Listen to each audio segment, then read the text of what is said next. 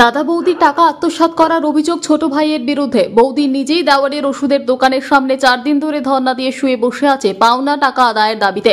বৌদির এমনই কাণ্ড দাঁড়িয়ে দাঁড়িয়ে দেখছে দোকান বাজারের লোকজন। দেওয়ার অভিজিৎ চক্রবর্তীর বৌদির নাম পিয়ালি চক্রবর্তী, বাড়ি নদিয়ার করিমপুর থানার মহিষবাথান এলাকায়। পিয়ালি চক্রবর্তী দেওয়ার অভিজিৎ চক্রবর্তীর নামে অভিযোগ করেছেন করিমপুর থানায় ও বাজার কমিটিতে। ঘটনা প্রকাশ্যে আসতেই করিমপুর থানার পুলিশ তদন্ত শুরু করেছে। পিয়ালি চক্রবর্তীর অভিযোগ যে তার দেওয়ার অভিজিৎ চক্রবর্তী তাদের কাছ থেকে 14 থেকে 15 লাখ টাকা নিয়েছে ধার হিসেবে। পরবর্তীকালে এই টাকা চাইলে বাহানা শুরু করে দেওর। আজ দেব কাল দেব করে টাকা দেওয়ার কোনো কথাই মুখে আনে না।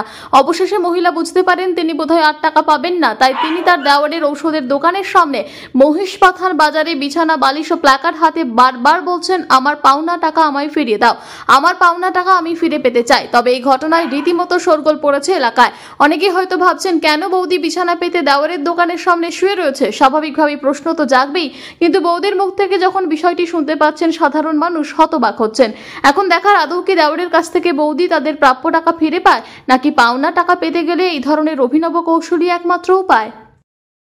টাকা আদায় করতে পারছি না, দেয়ালে পিঠ থেকে গেছে, যার জন্য বাধ্য হয়েছি ধর্ণা দিতে। কার সঙ্গে টাকা পাবেন? আমার নিজের দেওরের কাছে। টাকা পাবেন?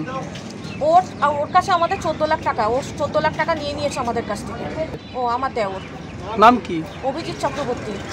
আছে লিখিত কাগজ করা আছে। থানায় জানিয়েছিলেন? হ্যাঁ, থানা সব জানে, থানা ধর্ণা দিতে বলেছে এইভাবে। নদিয়া থেকে নিজস্ব প্রতিনিধির রিপোর্ট, টিভি নিউজ 10। সুলভের সঠিক চিকিৎসার একমাত্র প্রতিষ্ঠান বিবেকানন্দ হসপিটাল।